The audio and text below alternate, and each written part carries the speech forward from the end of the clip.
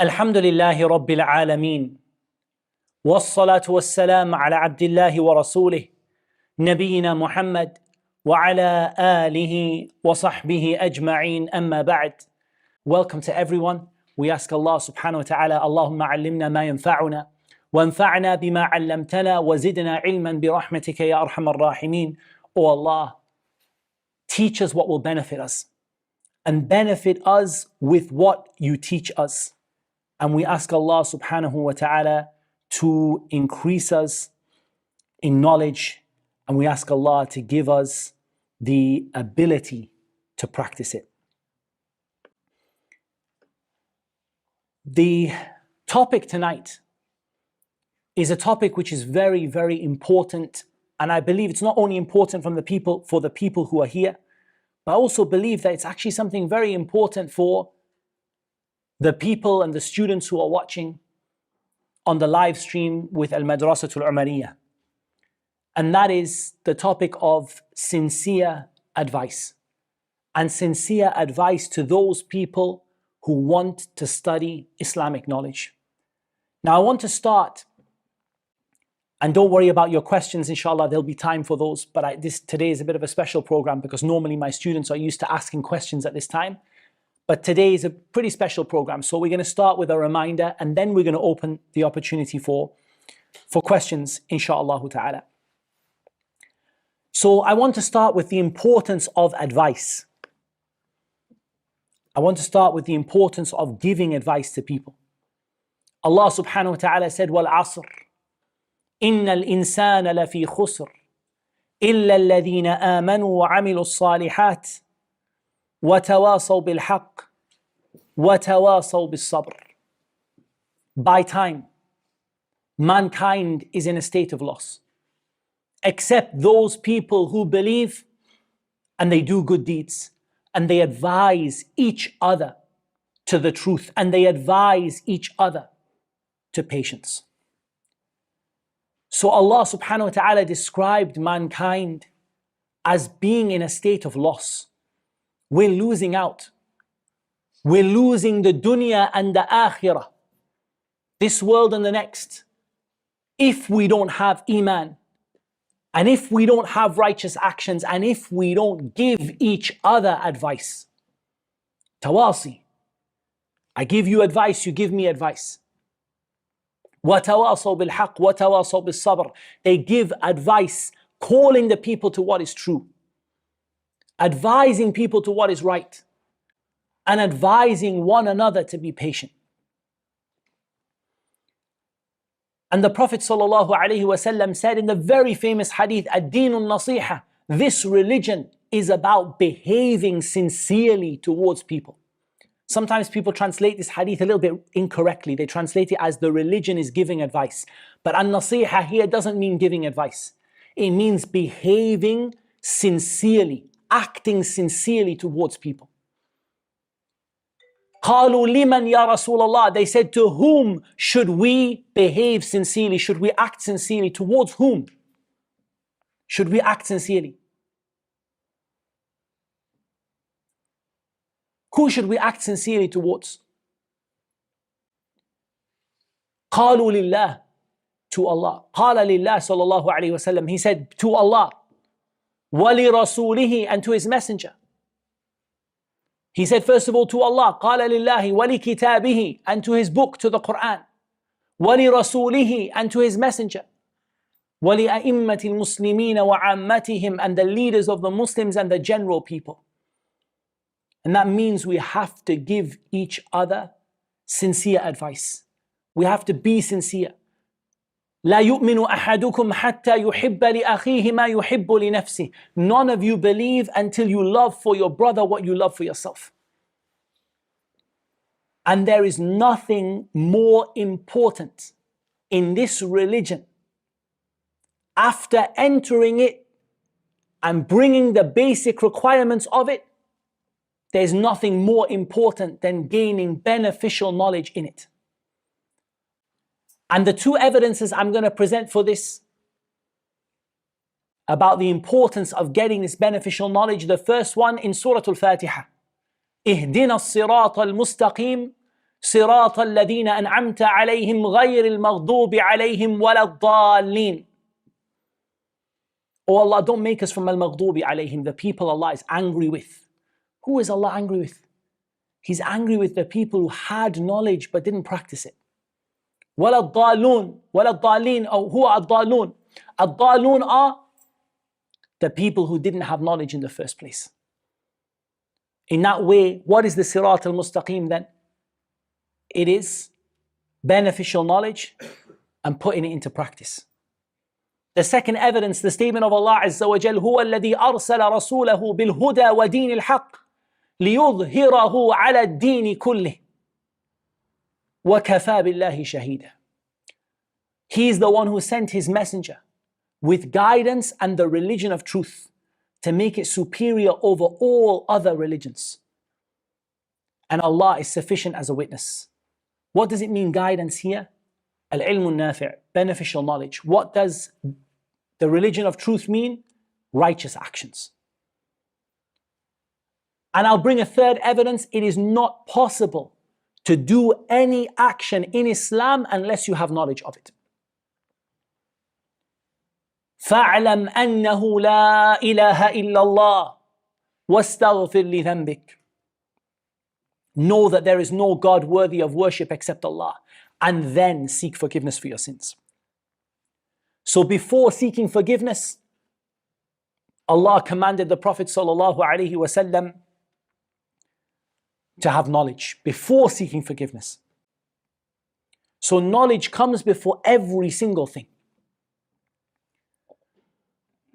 And based on these things, we say that it's extremely, extremely important for us to dedicate some of our time to learning our religion properly. Now, don't get me wrong, there are levels of that.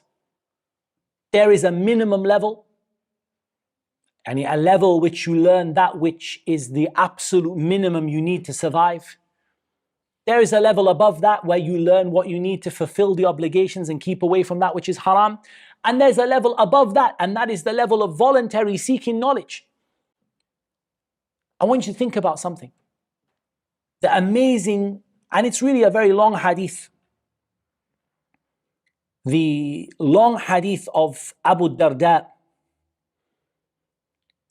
When a man came to him all the way from Medina, he said, لِحَدِيثٍ بَلَغَنِي أَنَّكَ تُحَدِّثُهُ عَنْ رَسُولِ اللَّهِ صَلَّى اللَّهُ عَلَيْهِ وَسَلَّمَ. I've heard you're telling a hadith from the Prophet ﷺ, so I came all the way from Medina just to listen to this one hadith.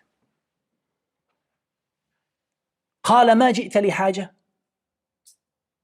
He said, you didn't go for any reason other than that. The man said, مَا جِئْتُ لِحَاجَةٍ. I didn't come for anything else. I just came to hear a hadith from you. He said, فإني سمعت رسول الله صلى الله عليه وسلم يقول من سلك طريقا يطلب فيه علما سلك الله به طريقا من طرق الجنة. Whoever goes out on a path to seek knowledge, Allah will take him on a path to Jannah.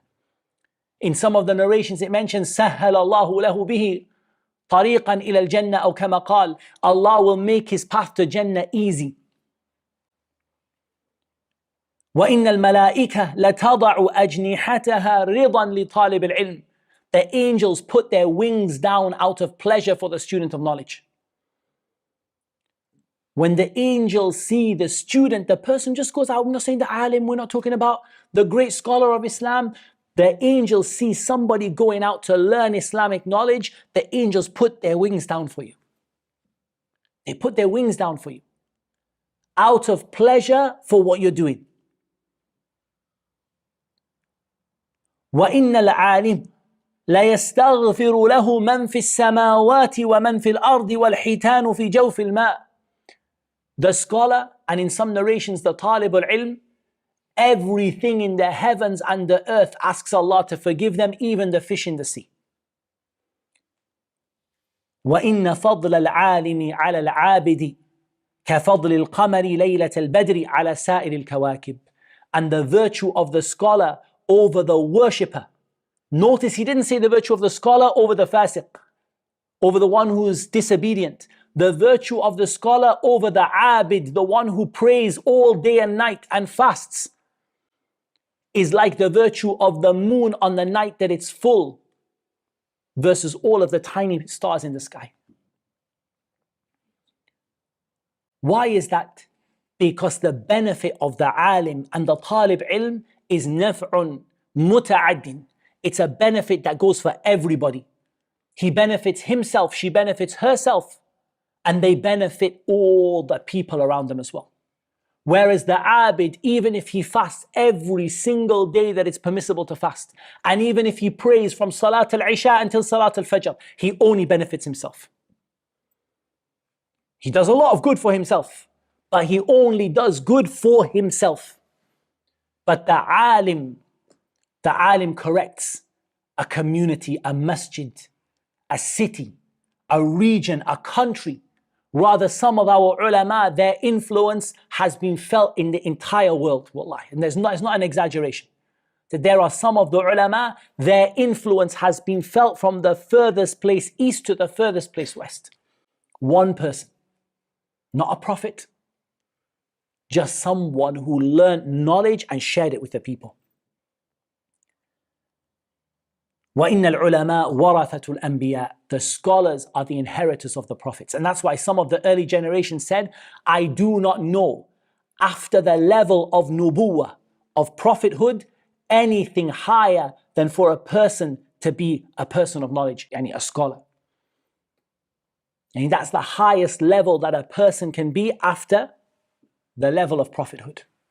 Because they're the inheritors of the prophets. And the prophets did not leave behind dinar wala dirhama. لم يورثوا دينارا ولا درهما. They didn't leave behind gold and silver coins. ورثوا العلم. They left behind knowledge. فمن أخذه أخذ بحظ وافر. So whoever takes it has taken a great portion of good. And Allah subhanahu wa ta'ala said, وَمِنَ النَّاسِ وَالدَّوَابِّ وَالْأَنْعَامِ مُخْتَلِفٌ أَلْوَانُهُ كَذَلِكَ إِنَّمَا يَخْشَى اللَّهَ مِنْ عِبَادِهِ الْعُلَمَاءِ إِنَّ اللَّهَ عَزِيزٌ غَفُورٌ. Allah said, from among man and from among the creatures and the livestock, there are people of different colors like that. And it's from the signs of Allah. And then he said, no one will be scared of Allah except the scholars. No one fears Allah except the scholars. Because al-khashya, what is it? It is al-khawf. It's fear along with knowledge of what you're scared of. You know what you're scared of.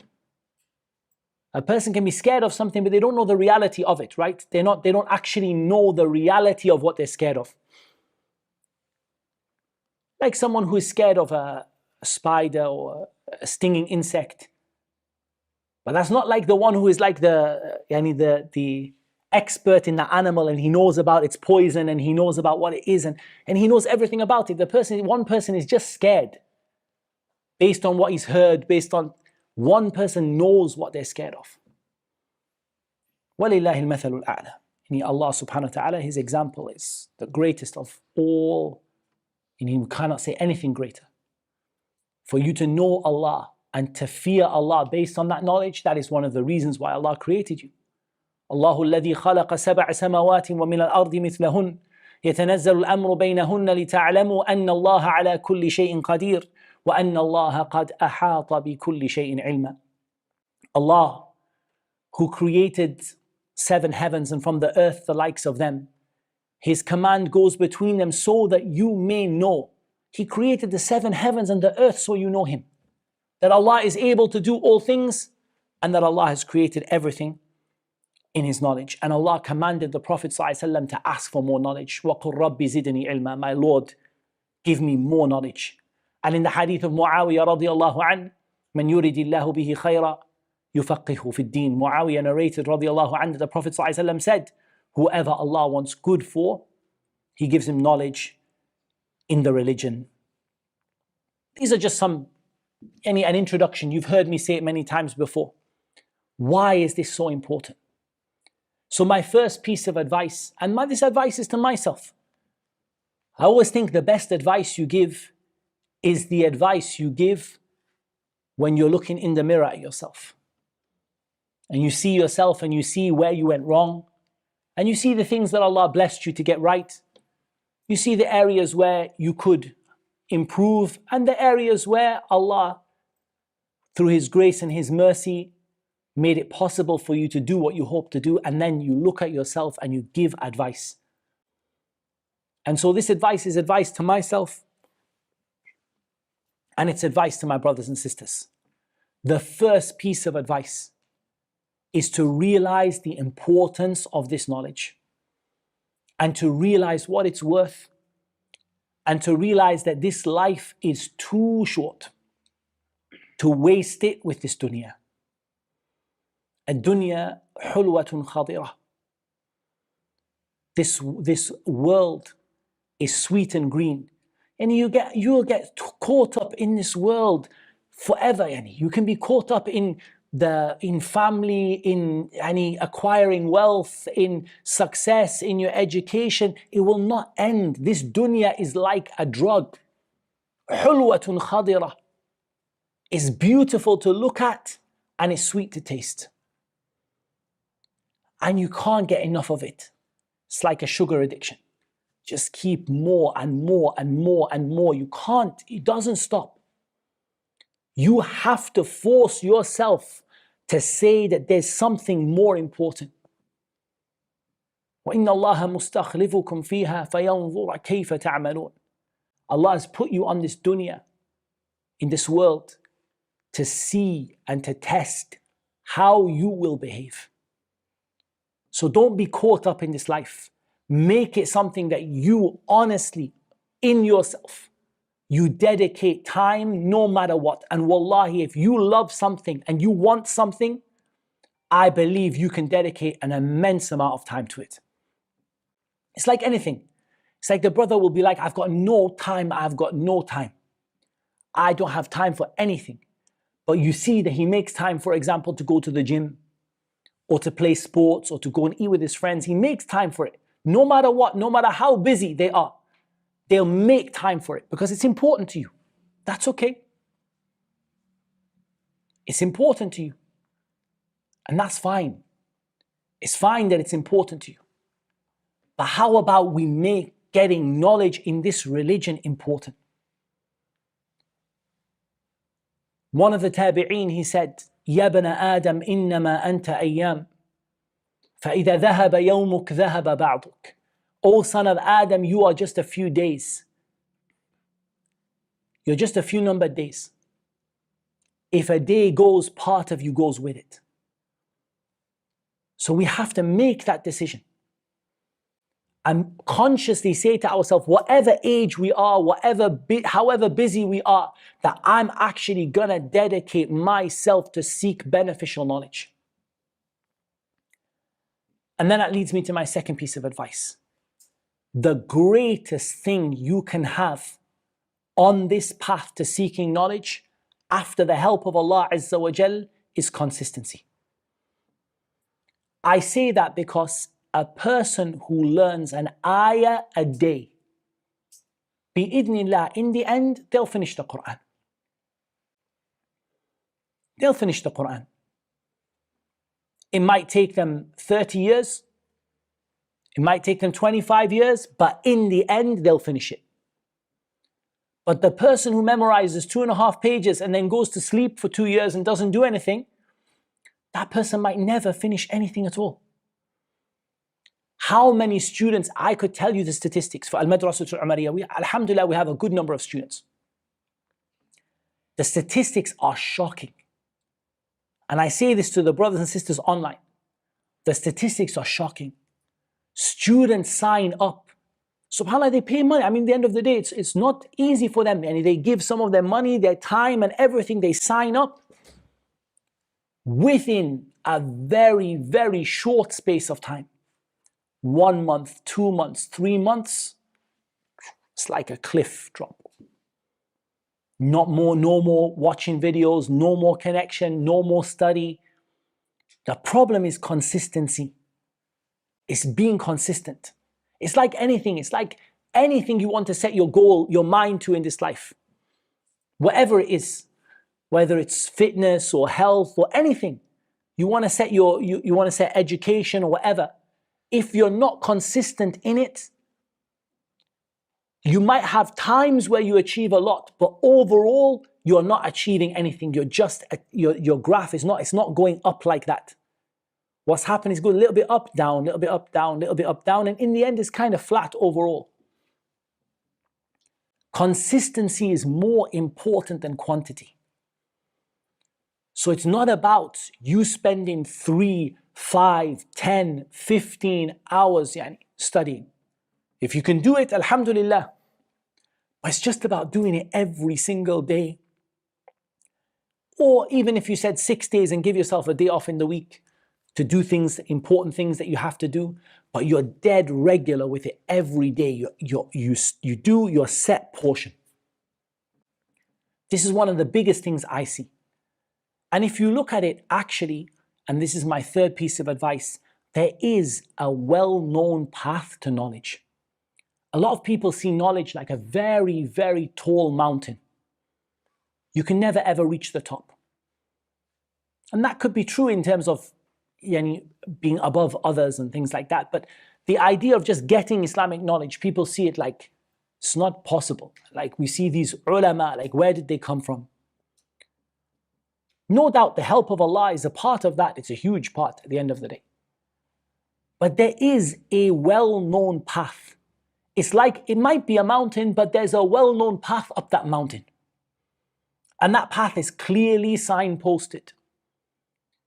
And it's not a path which is necessarily difficult for you to tread. There is a known path to get there. It's well marked and it's easy to follow. So you shouldn't see this to be something impossible. And I can promise you, it doesn't need you to get accepted to a university in Saudi Arabia or elsewhere. Some people feel like that, right? In their mind, if I get accepted to Medina, then I can be a person of knowledge. But that's not correct.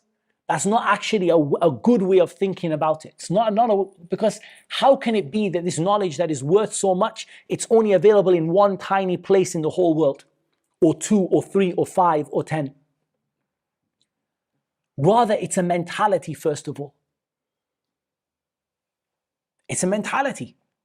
It's about you deciding who you want to be in the end. You want to be a wealthy businessman, or you want to be whatever, you want to be a famous person, or you want what you want to be, but ultimately, one thing has to beat the others. There has to be one thing you want to be more than anything else. And if that is to be a person who removes ignorance from yourself and from others, a person of knowledge, that has to have priority over every other thing. And there's a path to tread.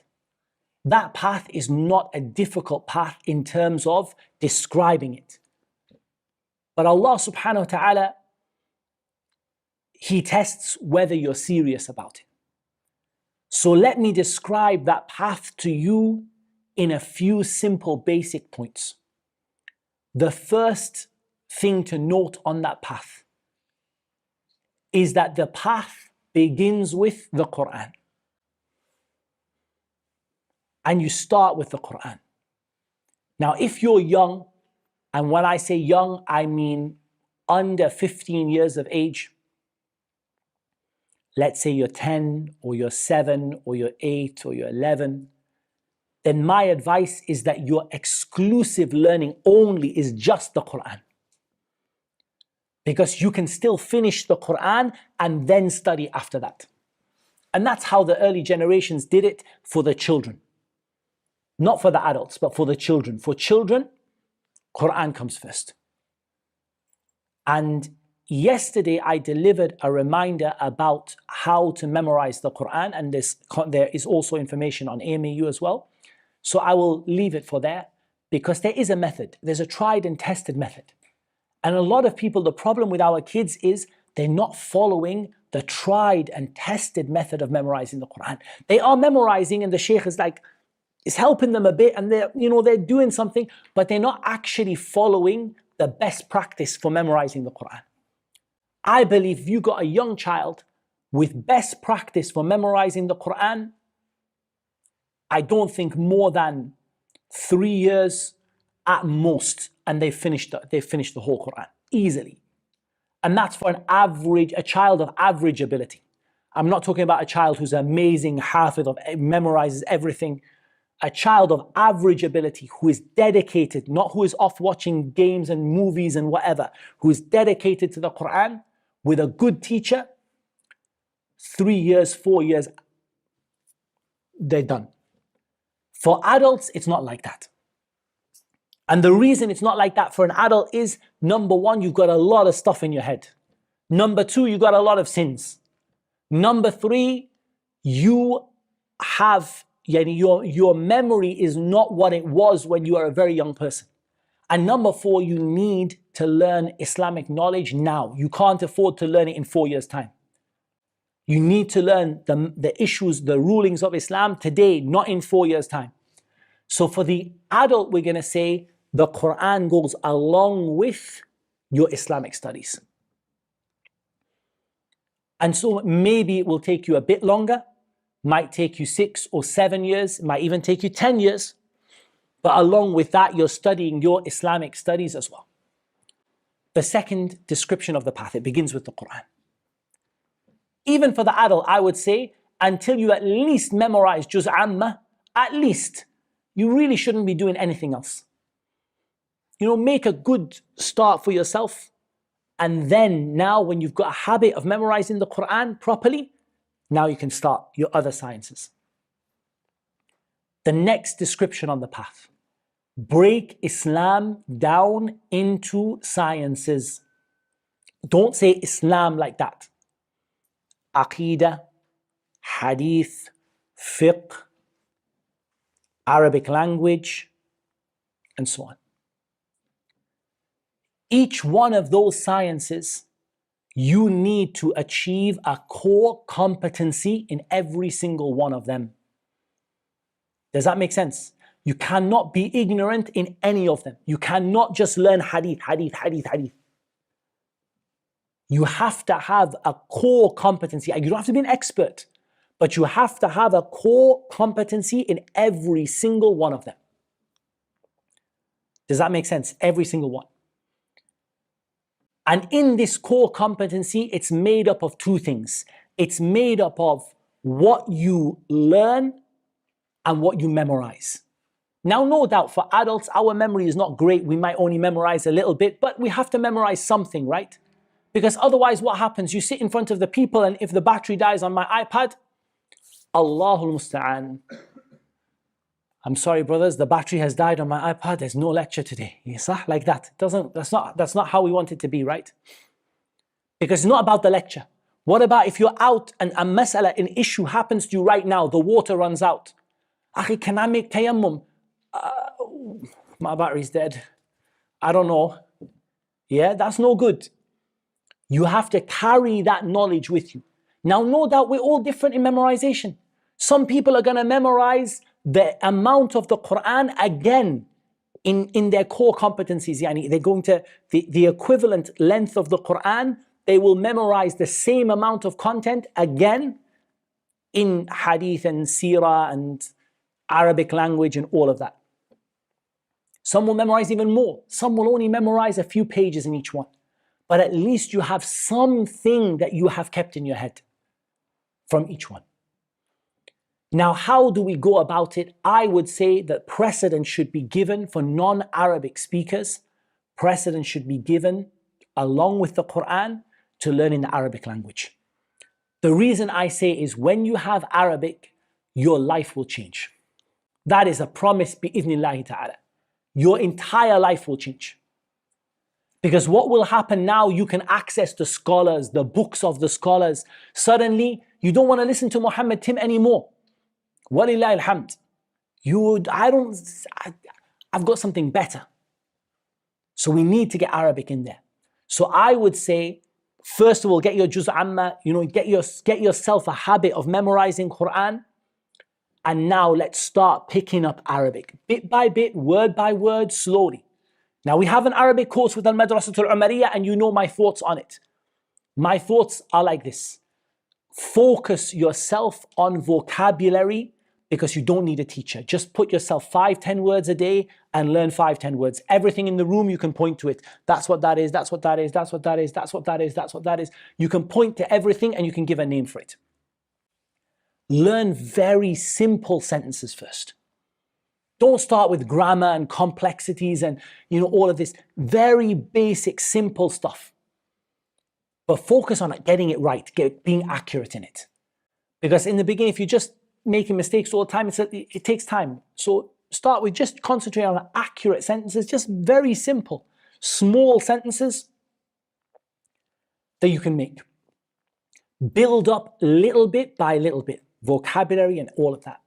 And one very nice way you can do it is through storybooks. The reason I like children's storybooks is you can start with stories for 3-year-olds, you can finish with stories for 15-year-olds, and you can get like 10, 20 books at each age level, and each one will give you vocabulary and sentences and all of that. And that's what we have on our course with Al-Madrasatul Umariyah. You can also try some of the modern language programs, like the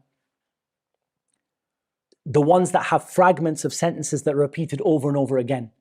Like you get little fragments of the language, like little things, like sit down please, or where are you, just repeated over and over and over again every day.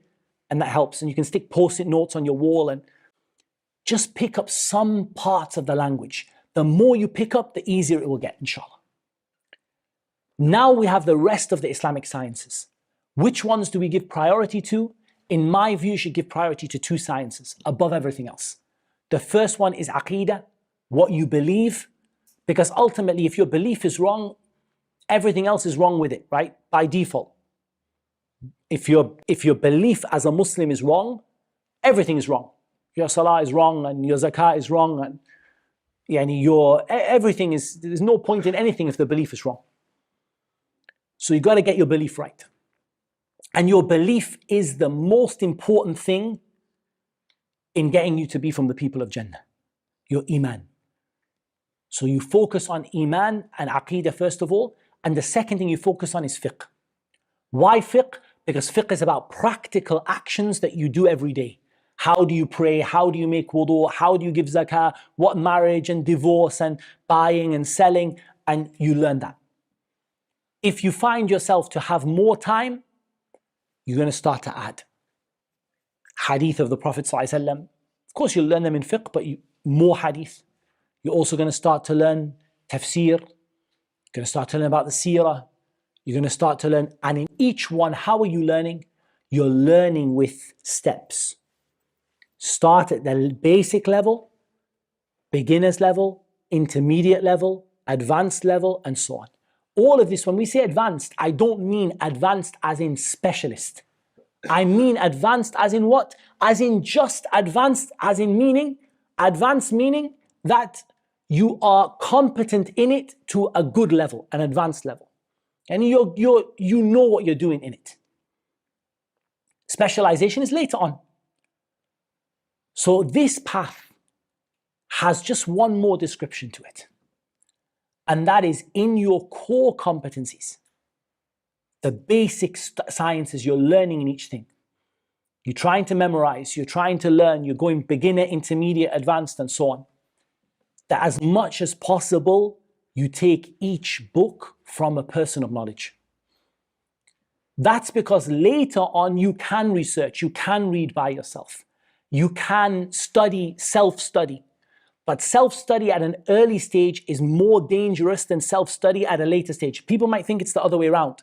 They might think when you're dealing with advanced topics, it's more risky. But actually, it's more risky in the beginning.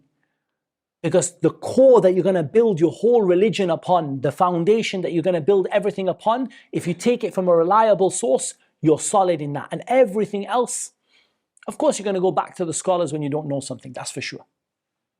But the key thing is that you take from people of knowledge at that beginners, intermediate, advanced in each particular science, and you get your qualification, certification. Doesn't have to be a degree, doesn't have to be university. It can just be that your teacher says, you have done well on that book, you understood it. Now you can go to your next book. Can be a physical teacher, can even be online if that's what you can get.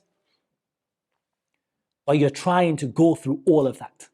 And if you do that in the quickest way possible, when I say the quickest way possible, it's really important what I mean by this.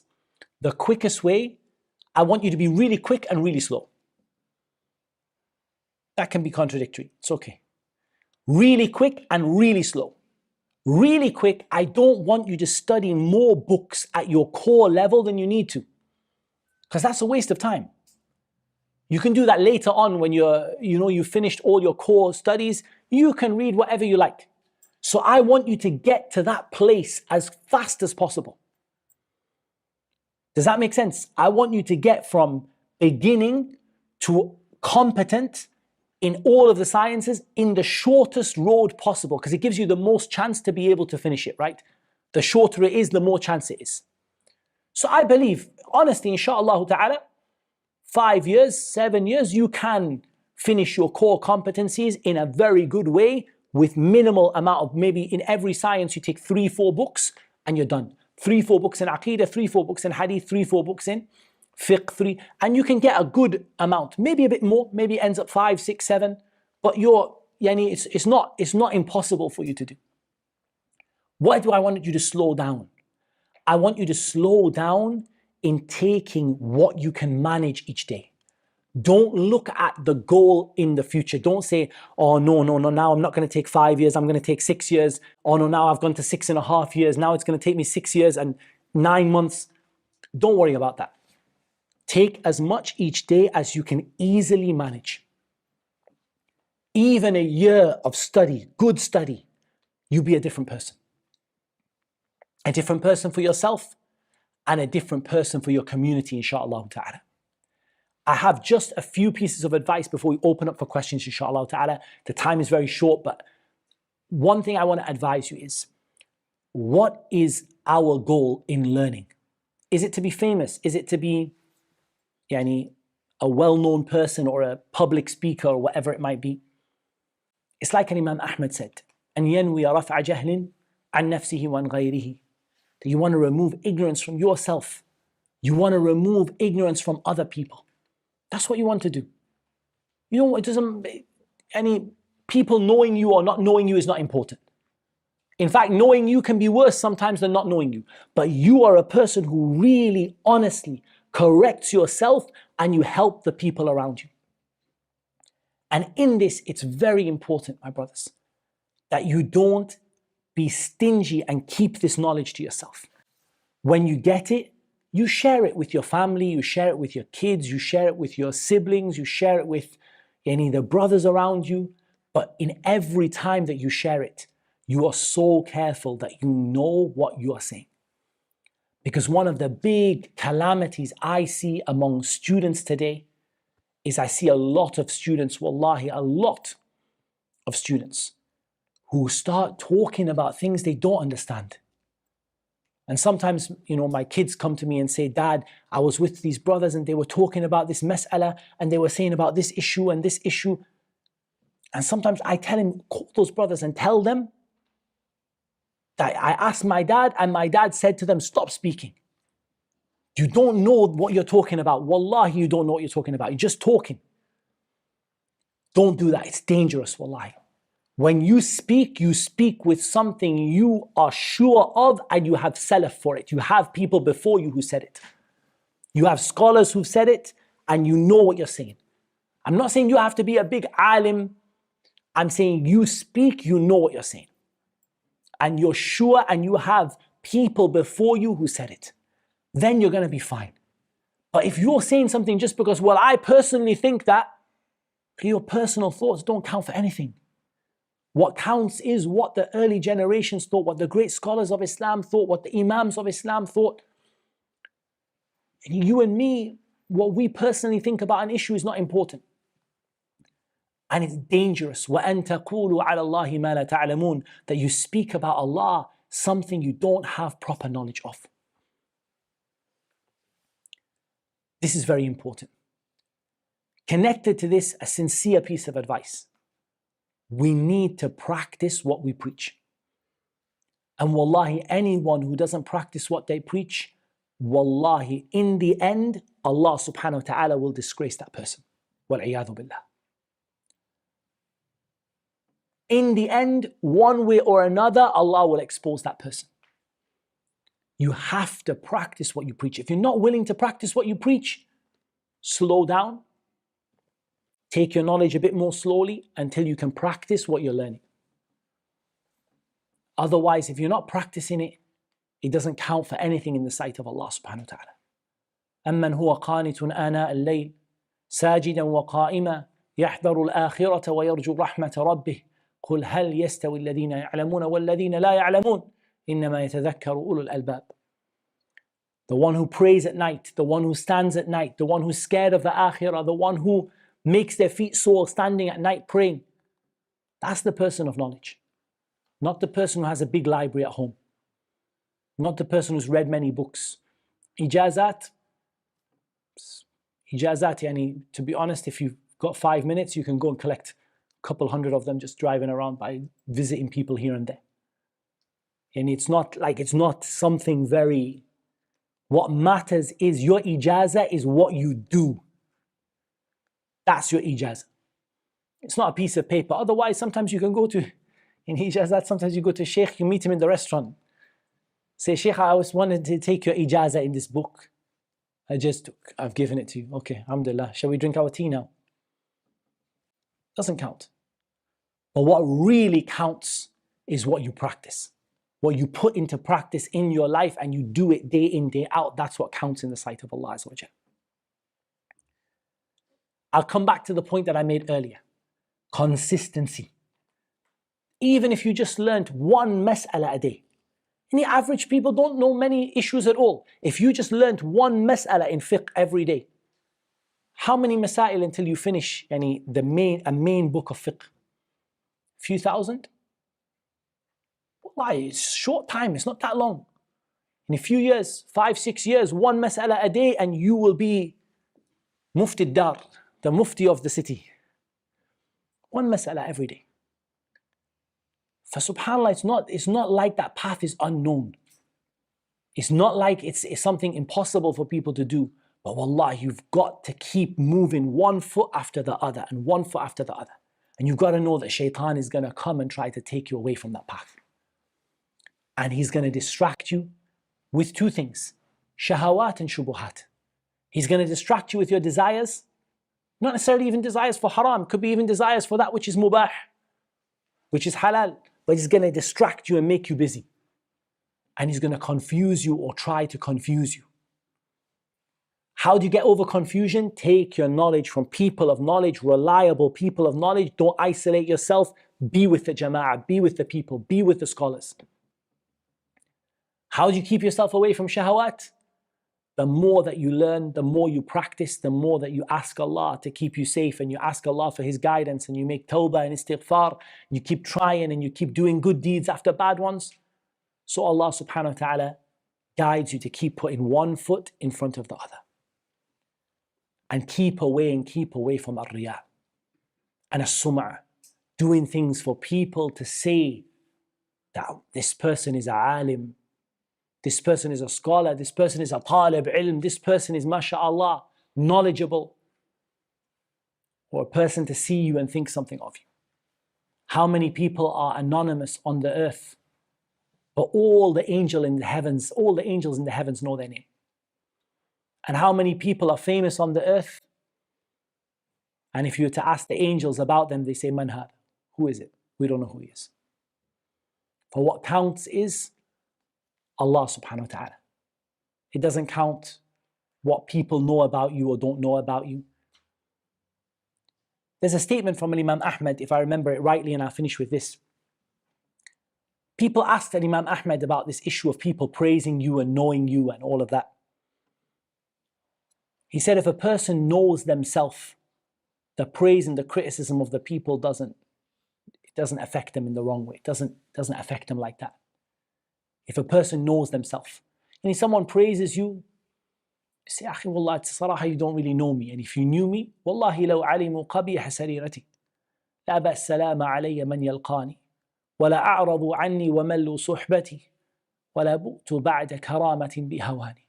If people knew the reality of what I'm like, they wouldn't even give salam to me when they met me. And they would have turned away from me and given up on my companionship. and I would have been disgraced after Allah had honored me. That's what the poet said, and that's the reality. And when a person criticizes you without right, that happens too.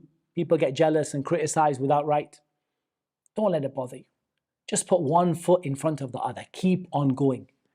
And to the students at Al-Madrasatul Umariyah, you have a course in front of you. You have teachers in front of you. You have everything you need literally given in front of you onto your phone or your device. It comes every day like that, ready to go. Just put one foot in front of the other. That's all. Keep on going. There'll be things you don't understand. What do you do when you don't understand? Pray 2 raka'at. Ask Allah subhanahu wa ta'ala to guide you to understand this mas'ala. This knowledge is heavy. This knowledge is qawlan thaqila. It's a heavy, weighty knowledge on your shoulders. There'll be times it's a little tough. There'll be times you get it wrong.